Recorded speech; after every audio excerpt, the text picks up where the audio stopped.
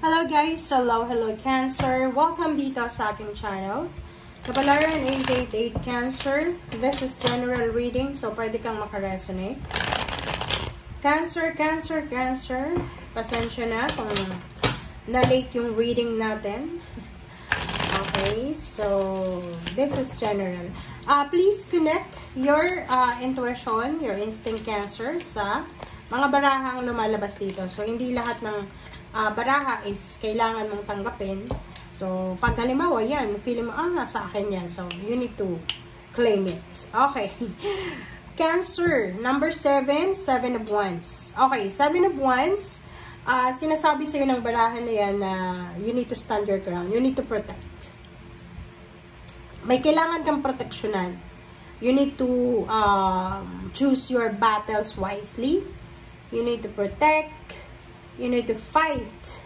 It's either your dreams, your right, your family, your emotion, your richness, your job, or anything na kailangan mong proteksyonan. Or maybe your dreams or your goals. Okay. Okay, Cancer. Cancer.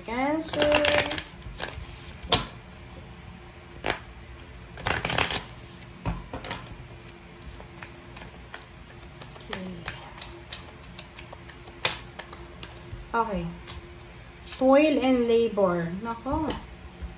Wow. 8, 9, 10, 11. Meron ditong Cancer na posibleng yung trabaho niya ay sobrang delikado. Kaya, sabi dito, stand your ground. You need to protect yourself dito sa trabahong to. Maybe yung trabaho mo is panggabi, graveyard, or pwedeng yung trabaho mo is may hawak kang makina, tapos malabo na yung mata mo, maybe may edad ka na, or maybe dangerous. Etong toil and labor na to guys, siya yung trabaho na, hindi siya trabaho parang may term dito sa atin, sa Filipino. There's a Filipino word for this one. Ano ba yun? Alila. Parang alila ka. Yung parang gano'n, alila. Ano pa ba yung tawag? Mayroon yan Yung parang, ano ba to? Meron yan sa history natin, nakalimutan ko lang Yung toil and labor. Yung parang alila ka sa trabaho na, yung halimbawa, yung employer mo, yung boss mo, yung company na pinagtatrabawan mo, feeling nila, utang na loob nila, or utang na loob mo sa kanila, yung trabaho mo.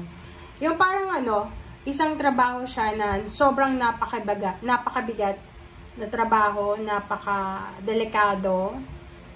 Maybe you're working in the, like, pabrika, factory, na may mga machine, parang ganon. Or kuryente, bumbero ka ba, electrician, ano ba yung mga delikado na may hawak. Like sa seaman ka ba, nasa ilalim ka, yung work mo is yung talagang delikado, or pwedeng yung nagwi-welding, diba? So yun, sinasabi ng barahan na you need to protect yourself. Kasi pwedeng, ang hirap ng trabaho, delikado yung trabaho, pero yung sweldo napakababa, and at the same time, hindi pa kayo ginagalang, nire-respeto ng company or yung pinagtatrabawan mo. Okay, I hope you can see. Pasensya. Okay, tingnan natin. Cancer.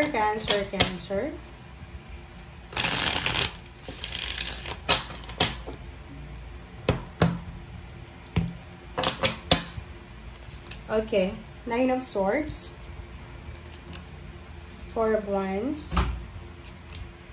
3 of Cups, OMG, Death card, and 8 of Wands. Sa ilalim mo dito is 7 of Swords, 2 of Cups, 8 of Wands, 7 of Wands. So, kung makikita mo dito, tingnan mo siya. 7 of Wands and 7 of Swords. Tingnan mo siya. Dalawa yung 7 of Wands mo dito. 'Di ba? 7 of Wands, 7 of Wands. Kailangan mo proteksyonan ang sarili mo. And may fire dito sa page of wands. Sinasabi ng baraha, sorry sa mga guilty dito or makaka-resonate, but meron dito na posibleng you are married or you're in a relationship, like live-in partner, boyfriend, girlfriend, na madidiscover mo na may third party. It's either ikaw yung madidiscover may third party or yung karelasyon mo. And posibleng mangyari to sa mga susunod na araw, buwan na taon. And hindi mo makokontrol yung emotion mo. Kasi sobra kang, syempre, sino ba yung, halimbawa, magagalit ka or magagalit yung person mo, kung sino sa inyong dalawa yung may third party.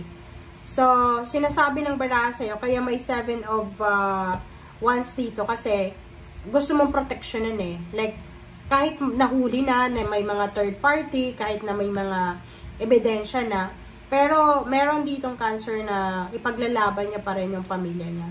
Yung parang, okay lang kahit niloko siya as long as na hindi sila maghiwalay. Parang ganun.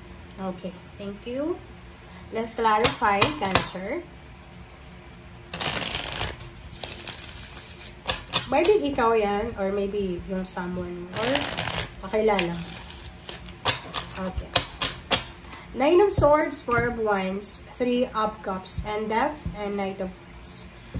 9 of Swords, nakikita ko sir dito na mayroon ditong Cancer na hindi siya makatulog sa gabi. Parang problemado siya because of family, like yung pamilya niya, asawa niya, yun nga, pwedeng yung asawa, medyo makate, sorry, or pwedeng ikaw, namumroblema ka because ikaw yung parang magiging cause ng hiwalayan, parang ganon. Sinasabi ng baraha ng 9 of Swords na to na sobrang insomniatic to eh, yung parang lahat ng tao tulog na, pero ikaw gising pa, or natulog ka ng maaga, mga 2 to 3 AM, nagising ka. And yung 4 of Wands dito, sinasabi ng baraha na iniisip mo na kailangan mong proteksyonan yung pamilya mo. Kailangan, like for example, may kailangan kang proteksyonan sa pamilya, like gano'n na nga, pera. Yun. Walang masyadong perang pumapasok sa pamilya mo, so nai-stress ka. Paano mo ba masisettle ang lahat kung meron kang binabayarang bahay, may mga utang, ganyan, ganito. Sinasabi ng baraha sa'yo dito na may magbabago. Okay. So, kung ano man itong nangyayari sa'yo sa ngayon, sinasabi ng Death card na posibleng may magta-transform. May matatapos, may magsisimula. So, halimbawa, dito, natatakot ka na magkahiwalay kayo ng magkarelasyon mo, or karelasyon mo, or kung sino man ito na there's ending and new beginnings. May matatapos, may magsisimula. And magsisimula na to, isang sobrang exciting na paninimula siya. So, it's either new relationship, new source of income, new residence, new country, parang ganyan. So, hindi ka dapat na nai-stress sa kung ano man ito na magsisimula or matatapos. Or maybe meron dyan sa inyo na namumroblema because you don't have enough money para sa pamilya siguro. And namumroblema ka kasi may okasyon na paparating.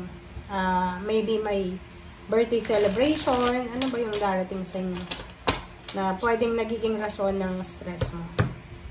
Or may pinapatayo ka ng bahay pero hindi mo kayang tapusin. Oh, diba? Sabi ng King of Swords, meron ditong Cancer na pagod, hindi makatulog, insomniatic, nag-aalala, malungkot, because nag-hold back siya sa future, sa past niya. Yung parang hindi siya makamove on sa past, and hindi niya masyadong matanggap kung ano yung ino-offer ng future. Yung parang gano'n, nag-hold back ka sa past, ayaw mong alisin, eto ending and new beginnings. Ayaw mong tapusin, ayaw mong magsimula. Parang sanay ka na sa comfort zone mo. Dito ka lang. Parang ganon. Gusto ko dito lang ako. Parang ganon. Okay, Page of Swords. Sinasabi ng baraha sa'yo dito na isang balita about young, diba? Like, for example, kung may anak ka, apo, balita from the school, or maybe makakatanggap siya ng scholarship, or makakatanggap siya ng sponsorship, or anything na financial in the near future. The Tower.